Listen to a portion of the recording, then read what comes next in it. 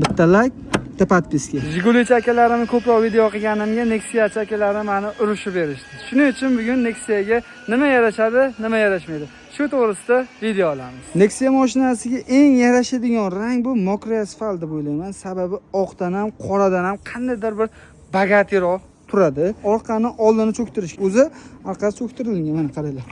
Balon ko'ryapsizlarmi? O'zi qo'l kirmaydi mana.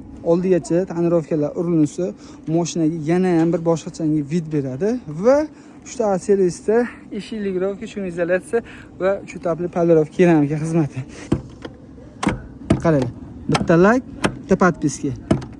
Bitta like, bitta podpiska bosib qo'yadigan joyi. Oldini ham ko'rsataman sizlarga, qaranglar. Bir dona barmoqchada. Jimjiloqda mana.